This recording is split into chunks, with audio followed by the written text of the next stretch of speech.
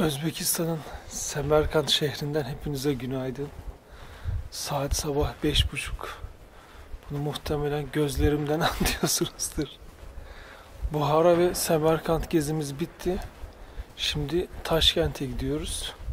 2 saatlik bir tren yolculuğumuz olacak. Hızlıca bir kahvaltı yaptık. Tren istasyonuna doğru şimdi yol alacağız.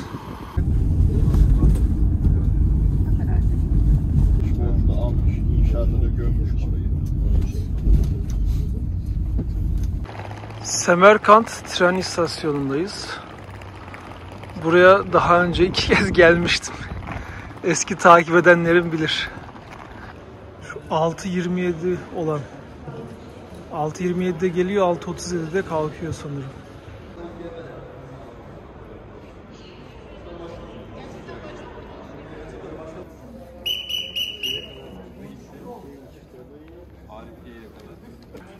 Tren geliyor.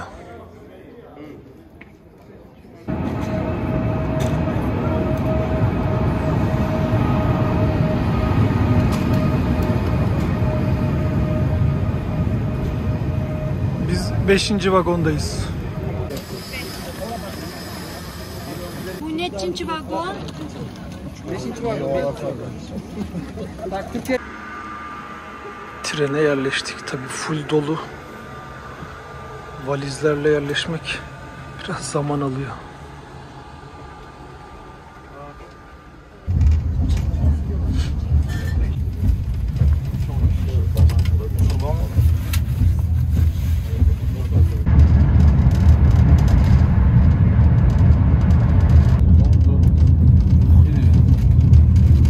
İki saatte Taşkent'e geldik. Önce bir otele giriş yapacağız. Artık Özbekistan gezimizin son günündeyiz. Bugün Taşkent'i gezebildiğimiz kadar gezeceğiz. Yarın da ülkeye dönüş.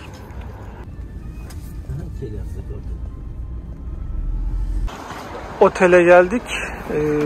Odamız gayet güzel. Şimdi Özbekistan'da şöyle bir adet var. Yolda gördüğünüz her taksiye, her arabaya el edip gideceğiniz yeri söylüyorsunuz. Parada anlaşıp onu taksi gibi kullanabiliyorsunuz. Bu adet Ukrayna, Moldova, Rusya oralarda da var. Tabii Sovyet ülkelerinden kalan bir adet sanırım ya da iş şekli. Şimdi o ara sokağa çok araba gelmiyordu. Ana yola geldik. Buradan el edeceğiz. Selamünaleyküm. Hasti imam. Ne kadar? 40 bin çok. 3 yapıyor sanki. Yok, 30 bin, o 30 bin. O 30 bin olacakmış. 35 mi? 30 bin som, 30 bin som. 35 kılayım. 30 bin, 30 bin. 35 kılayım. Abi. Ama biz 30 bine geldik oradan otele, 30 bine geldik. Oradan 30'a geldik. Buradan geçti. Senin ismin ne? Habib. Habib, benim ismim Mehmet. Selamünaleyküm. Aleykümselam. Türkiye'den misiniz? Türkiye'deniz. 35 bin som yaklaşık 3,5 dolar yapıyor. Aslında daha ucuza gidilir de şimdi zorlamayalım dedik. Habib'i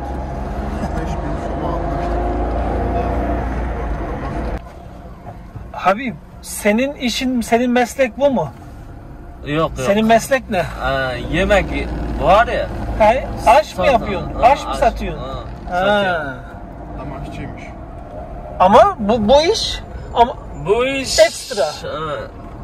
Boş vaktimde. Ha, boş ver. Boş vaktinde bunu yapıyorsun. Ha.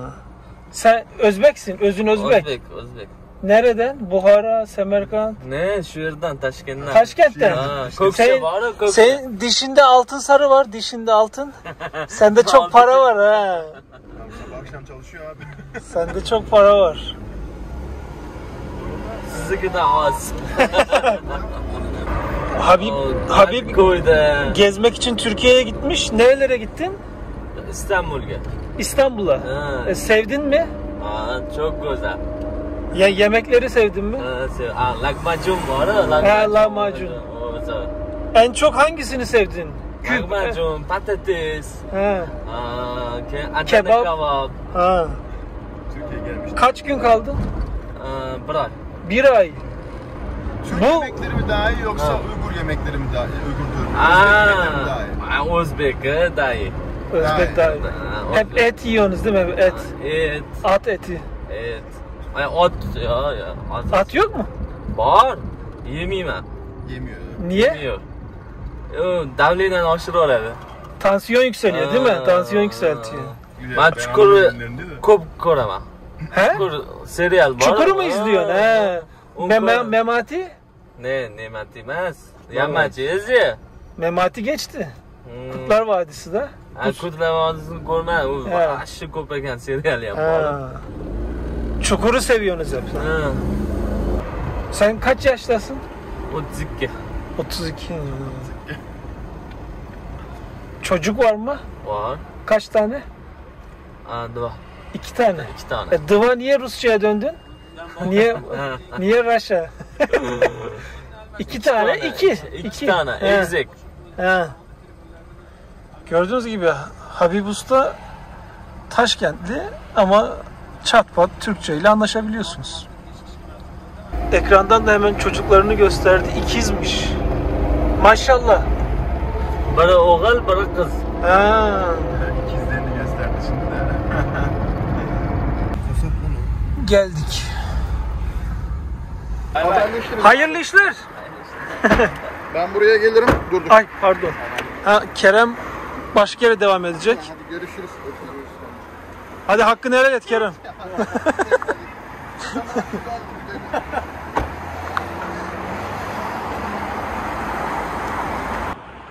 Buraya 3 yıl önce geldiğimde de hatırlıyorum medreseler de vardı. Onun altında böyle güzel el sanatı yapan ufak butik dükkanlar vardı. Bakalım şimdi meydanın içine gireceğiz.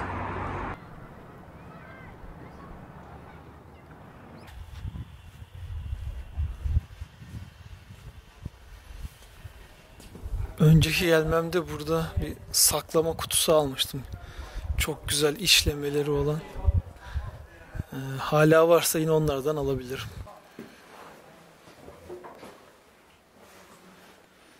Benim aldığım şunların büyüğüydü. Şurada var bazı örnekler. Bunların hepsi el boyaması, yani el iş, yani fabrikasyon değil. Sanırım bir tanesini yapmakta en az 2-3 hafta sürüyor. Buraya bakalım. Selamünaleyküm.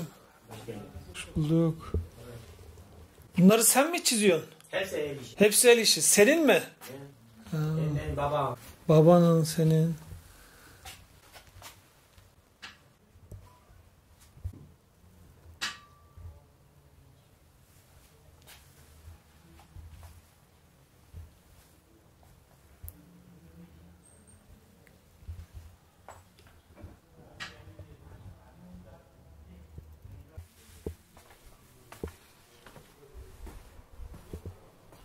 Aslında bugün iş günü ama en turistik yer gördüğünüz gibi genelde kapalı.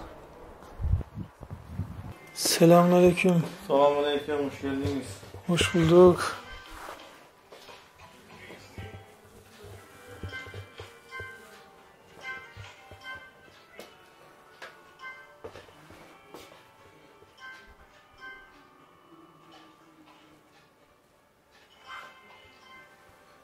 Burada da böyle ahşap ürünleri var bolca. Rahmet. Sağ olun.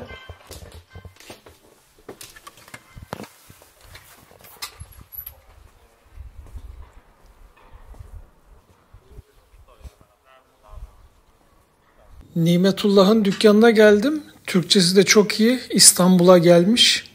Ne yaptın orada diye sordum. Kitapları. Burada ben istediğim her şey var. Ha. Bizde Osmanlı'ya ait çok az şeyler var olduğu için ben oraya gittim. Oradan buraya 100 tane kitap getirdim. Ha. Türkçe okuyup anlıyorsun o kadar değil mi? Evet, aynen öyle. Türkçeyi nerede öğrendin? Hiçbir yerde. Televizyon dizilerinden belki. Evet, diziler izledim birkaç. Tamam. Gördüğünüz gibi Özbekistan'a geldiğinizde zorluk yaşamıyorsunuz anlaşmak için, anlamak için birbirinizi.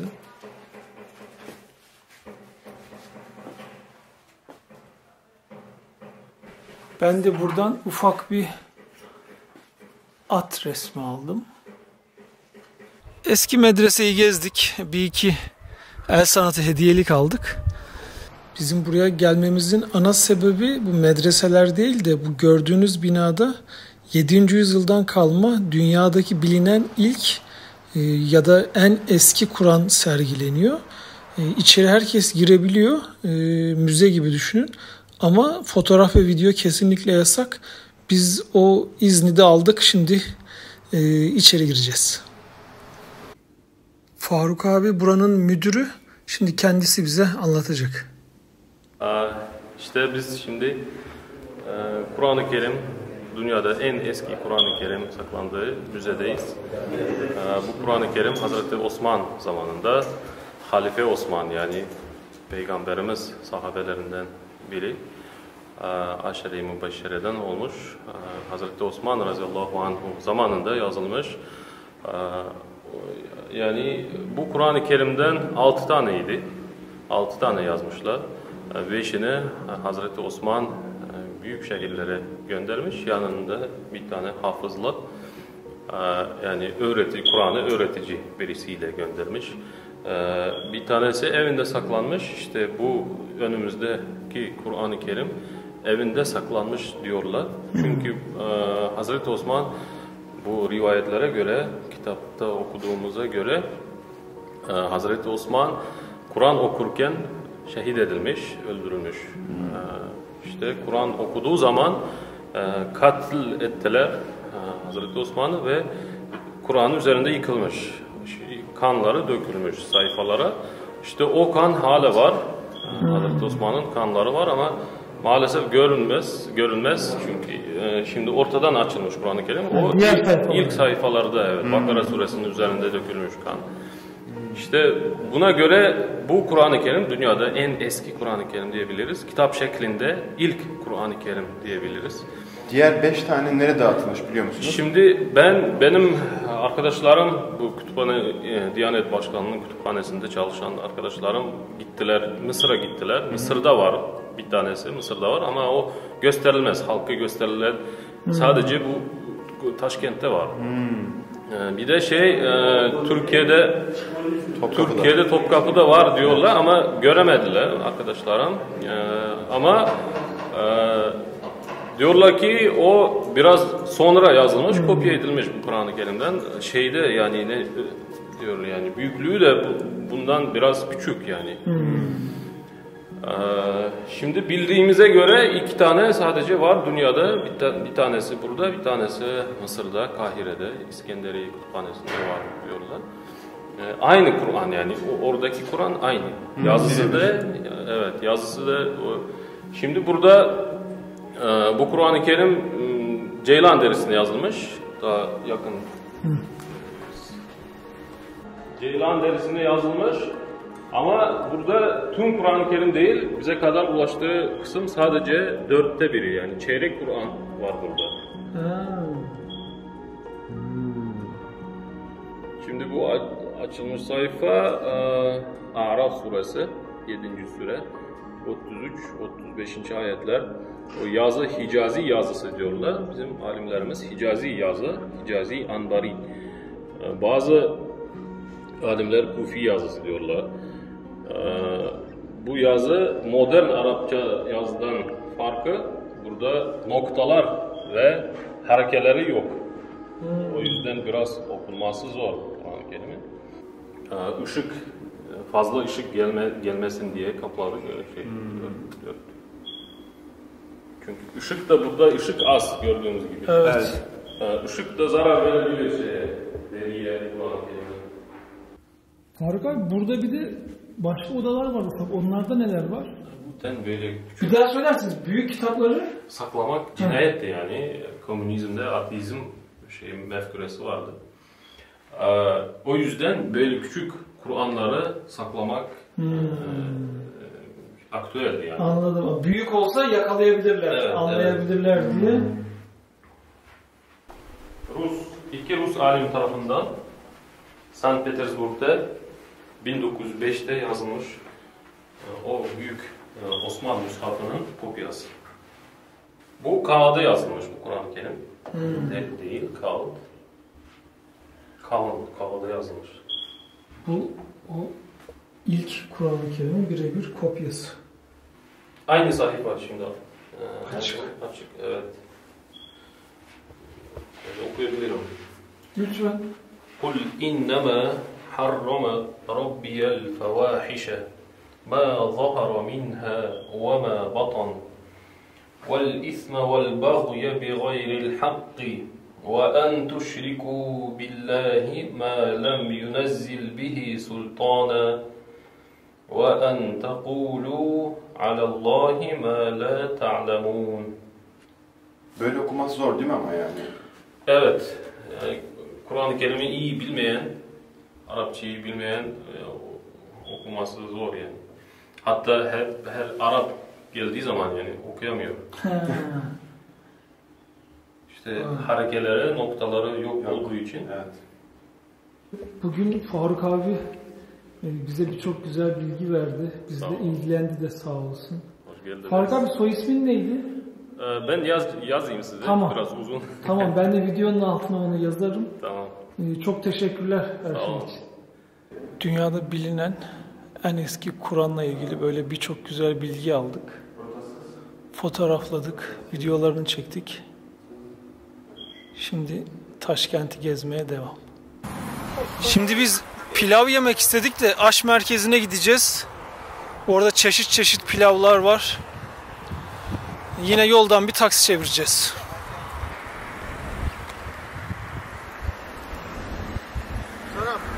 Açmaya gideceğiz de. Senin ismin ne? İsmim Furkan. Sen de Furkan. Sizinki ne mi? Benim Mehmet. Mahmut ili Mehmet. Mehmet. Ama Mahmutcan diyorlar bana burada. Özbekistan'da Mahmut bu. He, Mahmut var. Bu aş merkezi en güzel değil mi? Köp. Da Özbekistan'da en zor aş merkezi. Yine taksi yoldan çevirdik. 10.000 som, o da $1 yapıyor.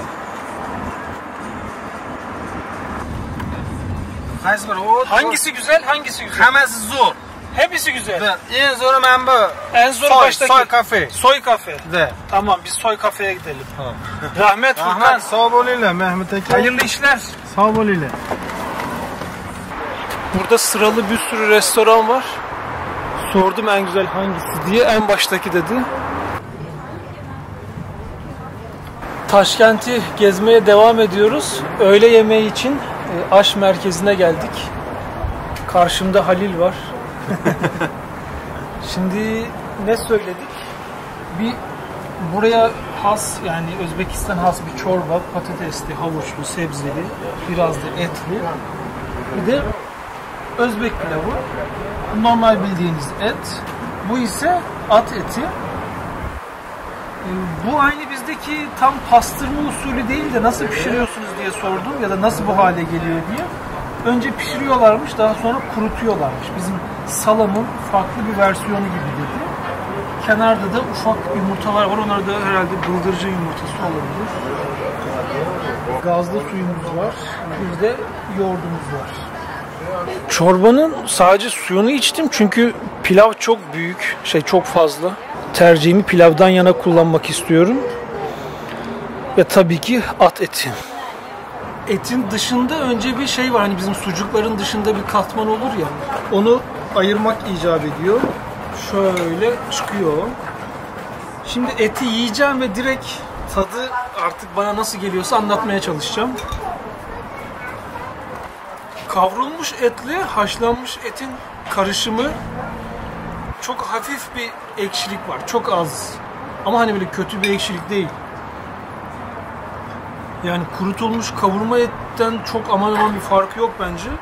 Ve lezzetli, yani kimisi Hani ben de öyle biliyordum. At eti deyince sanki kötü geliyor ama önceki gezilerimde de, Orta Asya gezilerimde de at yeniliyordu Kırgızistan'da, Kazakistan'da. Ben severek yedim hep. Bu da öyle güzel yani. Şimdi pilava geçiyorum. Ki pilavın üzerinde de normal et var. Ya pilav o kadar güzel ki bunu 3 öğün yiyebiliyorsun. Sabah kalkınca direkt yiyebilirsin.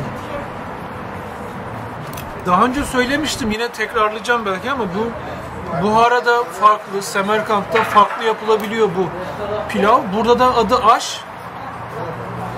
Ama hani farklılık dediğim, kiminde kuş üzümünü biraz fazla koyuyorlar, kiminde az koyuyorlar. Ya da ekstra başka şey ekliyor. Benim anladığım o. Tabi arada nohut var. Anlayabildiğim kuş üzümü var, soğan var.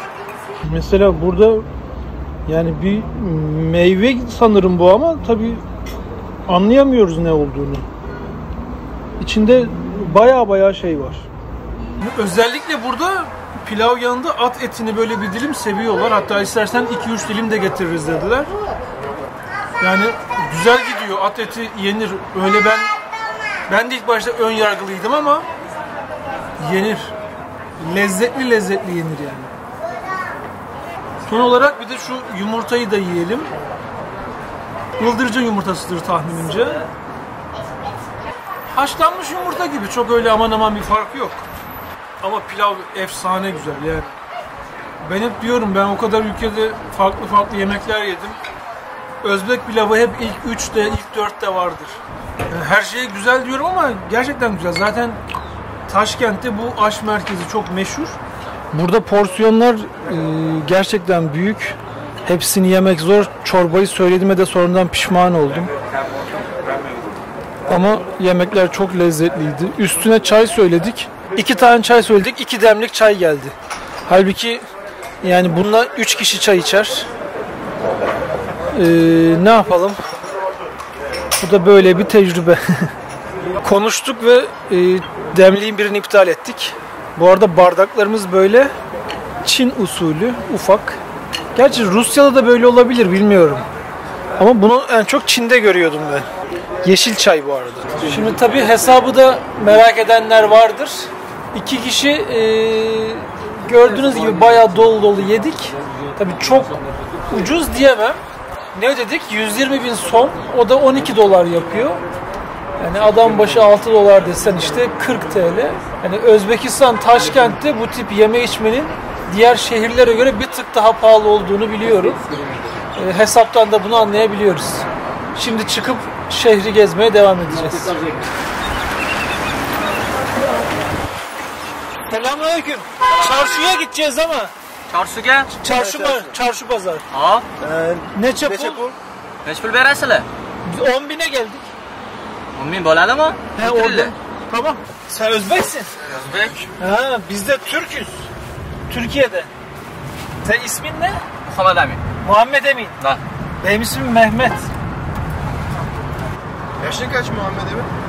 Ha? Yaşın kaç? Yaşın. Nece yaşsın? Ha, 19. 19. Ya. Güzel. Ne tatlı diyorlar ya.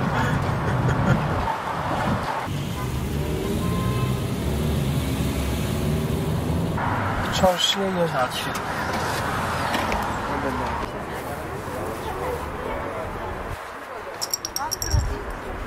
Çarşının bir ucundan girdik.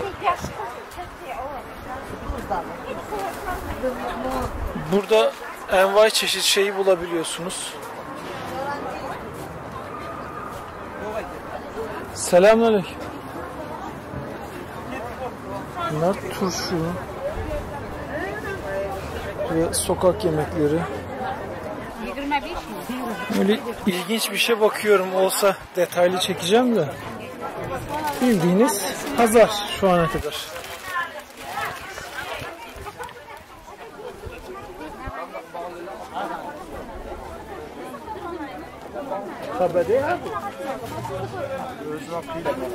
Padar kelek odiyle padar keleki.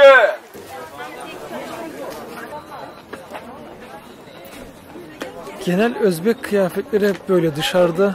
Kadınların üstünde bu tarz kıyafetleri çok kez gördüm.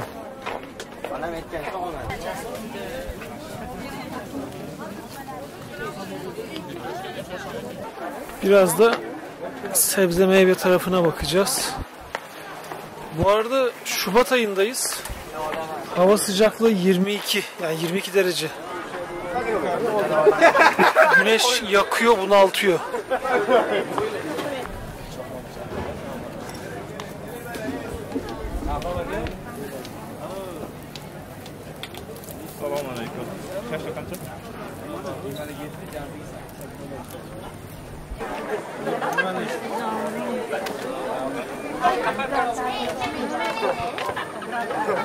Selamünaleyküm. Kaç lira? Kaç bu ne çapul? 5000 10.000 сом. 5000 10.000 som. Fiyat 10 маленький фиат 3. Большой 10. Сладкий и чистый сладкий. Как его вам надо? 2 tane 5000'lik. Nar? Sana hangisinden gerek? Ha nar. Şimdi 2 tane nar alıyoruz. O gördüğünüz ikisi 10.000 som, yani ikisi 1 dolar. Rahmet. Hayırlı işler.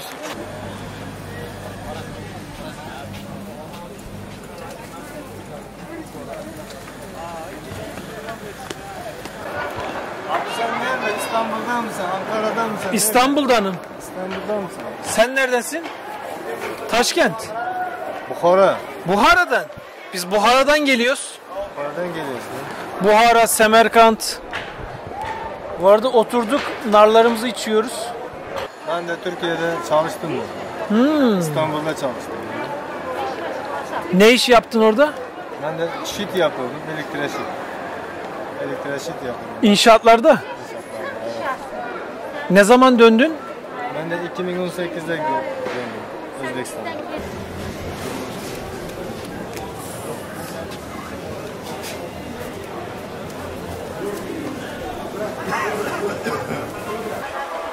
Yani bizdeki pazarlardan çok bir farkı yok şimdilik.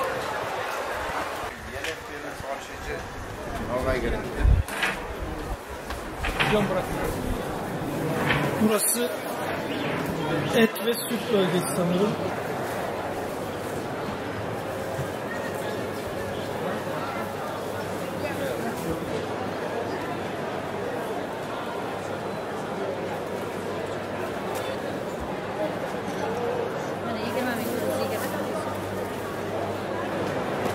Burası sırf turşu bölümü ya.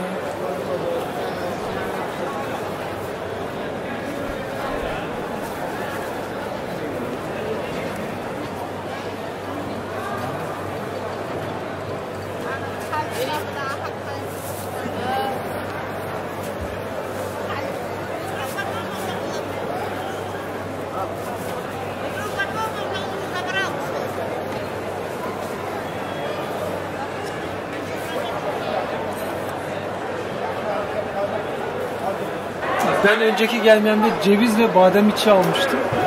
O ikinci katta gördüğünüz gibi kuru meyveler rastası diyor. Hoş bulduk. İyiyiz. Siz nasılsınız? Ben de Türkiye'ye şey aldım. Ben de kuru yemiş alacağım. Ben de pazartesi gidiyorum. Siz ne zaman gidiyorsunuz? Ama yarın gideceğiz. Sağ olun. Siz Özbek misiniz? Özbekistan'da burada yaşıyorum ben. Tamam. İyi yolculuklar. Teşekkürler. Sağ olun. Yani tabii direkt yabancı olduğumuz anlaşılıyor. Aleykümselam.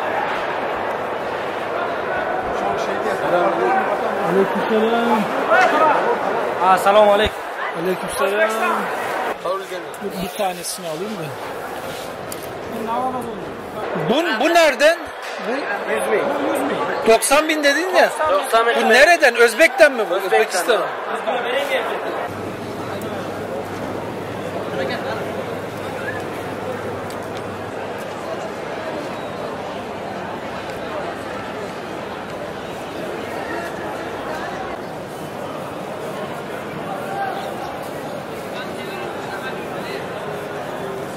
İşte şu karşıda gördüğünüz ikinci katta kuru yemişler var. İşte badem ve ceviz Türkiye'ye göre ucuz. Ama kaju ve Antep fıstığı İran'dan geliyormuş. Öyle çok hani aman aman Ucuz diye mi?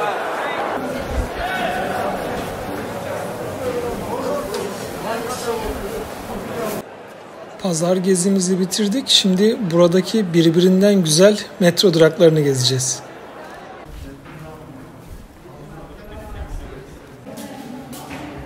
Metroda kiriş. Önce bilet alacağız. Vermintorios. Еще 400. Ben anlamadım. 1400 dedi sanırım. 1400. 2 tane. Ha? 2 tane. 2 tane. Rahmet.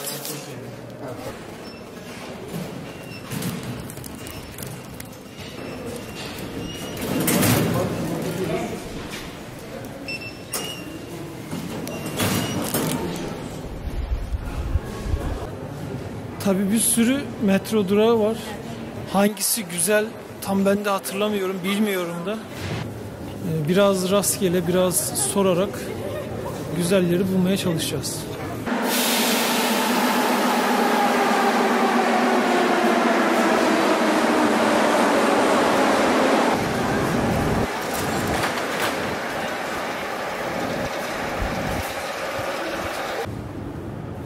İlk durakta indik. Böyle sırayla birkaç tanesine daha gideceğiz.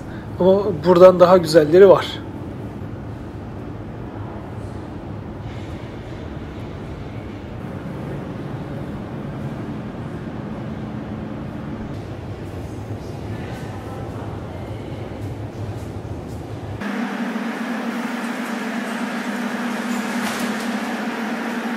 Haber verin. Agah olun.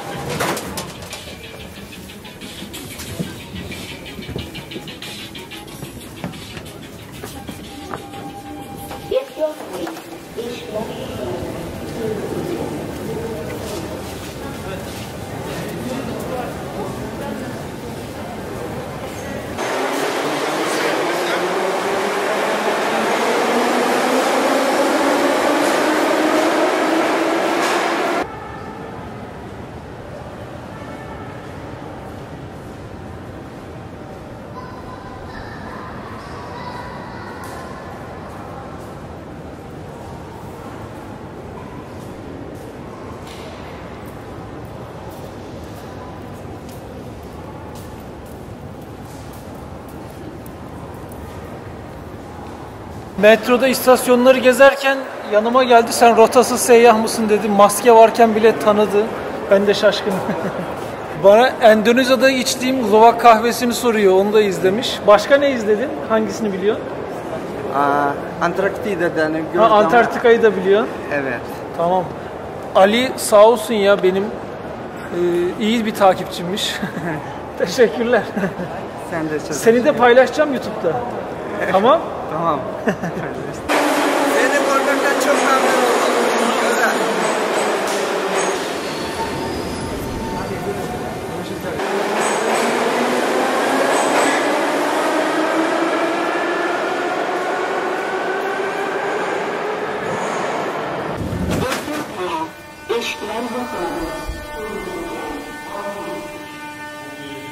Burası anlayacağınız üzere kozmonotların olduğu metro durağı.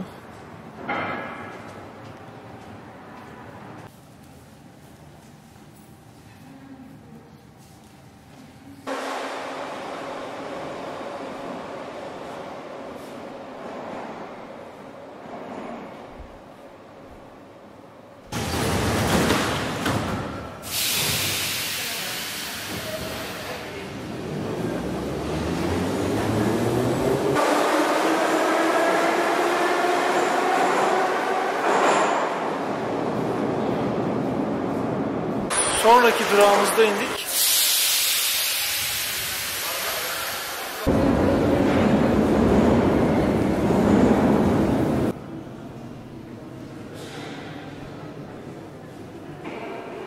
Burası da gayet güzel gördüğünüz gibi.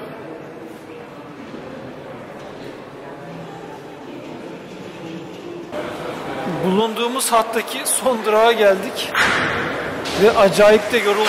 Sabah 5'te uyandık ve Semerkant'tan yola çıktık. Sanırım bu kadar metro gezisi yeter. Şimdi bir gün yüzüne çıkıp sağda solda ne var bakalım. Nerede olduğumuzu da bilmiyoruz şu an. Bu arada bir kişi bilet ücreti yaklaşık 60-70 kuruş gibi. Yani gayet ucuz. Valla biz son durakta çıktık. Bayağı şehirden çıkmışız yani, dağ başı gibi. Neyse, bir gidecek yer bulup taksiyle geçeceğiz. Bu arabayla anlaştık. Selamünaleyküm. Şimdi çok yorulduk, ne yapacağımızı da bilemedik. Merkezde bir Semerkant Darvoza denilen, daha önce de gittiğim, yani hatırladığım kadarıyla bir alışveriş merkezine gidiyoruz. Bu arada yol bayağı uzun, yani en az yarım saat. 20.000 son veriyoruz, o da $2 yapıyor. Buraya da gelmiştim ben, hatırladım şimdi. Bir bakalım içeride ne var ne yok. Dolanmadan önce bir oturup kahve içelim dedik. Kafede de bizden başka kimse yok. Kahvemizi içtik. Ne yaptık burada? 2 kahve, bir pasta söyledik. Hesap $6 civarı. Yani AVM için ortalama sayılır. Hani bu fiyatları da özellikle söylüyorum ki Türkiye'de şöyle bir algı var. Bu coğrafyadaki ülkeler hani çok ucuz, aylık $100-200 yaşanılır zannediliyor.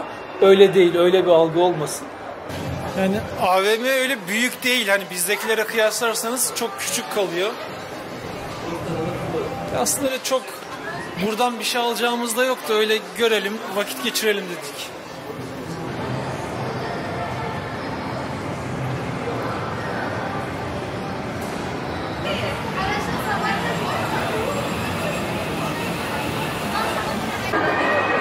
Vallahi ne yalan söyleyeyim, öyle değişik bir şey göremedim.